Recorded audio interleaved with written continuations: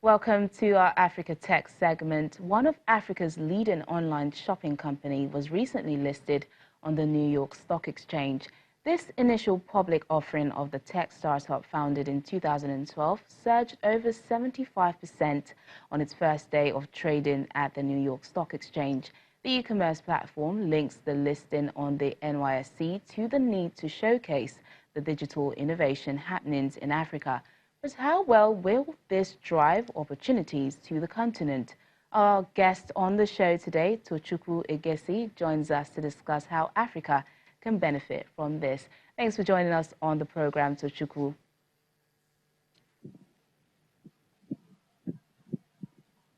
Tochukwu, if you can hear me, is Jumia... Yeah, I can hear you. Great. Is Jumia truly the first African internet startup to list on the NYSE? To start with, thanks for inviting me. To start with, Jumia as a company is not an African company.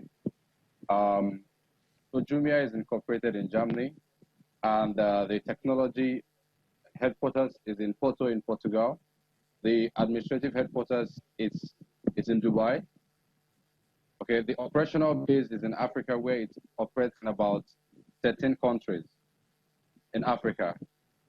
Okay, in Nigeria, it is registered as Jumia Logistics Nigeria Limited, and that registration happened a few days to Christmas in December 2013. However, Jumia was incorporated as a company in Germany in 2012. So, hence, you would discover that in principle, theory, and form, it was never intended to be a Nigerian company or an African company.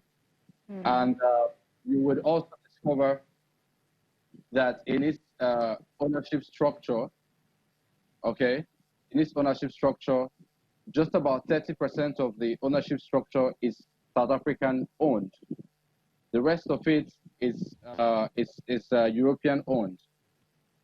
So it's just as you asking me the question to say, is HSBC UK or even MTN, is MTN that has an office here in Nigeria, a Nigerian company, or if HSBC UK, which is a UK bank that used to have an office here in Lagos, Nigeria, if it is a Nigerian bank, the answer is no. Yeah.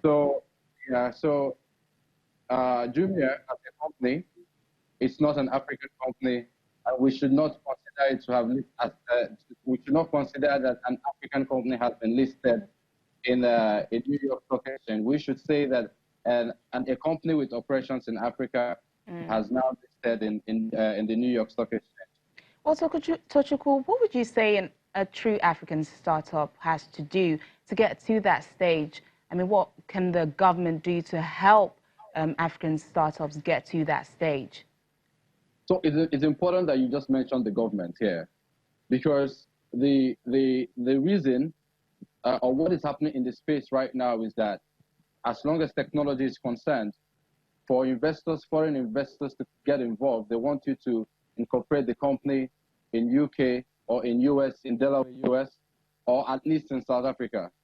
And this is a clarion call for the government to take action, for the government to make the environment or provide the resources for technology businesses to thrive in Nigeria.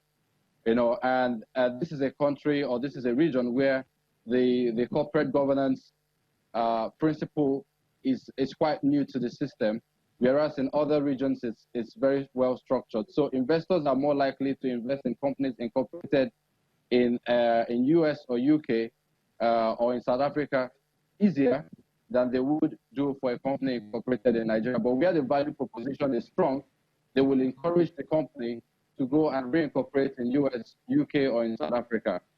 So for a startup to get to that stage, they really have to drive down their value proposition and increase their numbers. We have the numbers in Nigeria, we have the market in Nigeria, we have it in Africa, and this is the new frontier. The young generation is here. Okay. Asia has an aging population. So the young generation is here. So any tech company in Nigeria... I'm going to have to interrupt you there. That's all the time we have. I do apologize. CEO of Innovation Corner, Tochukwu Egesi, Thank you for speaking to us on Network Africa today.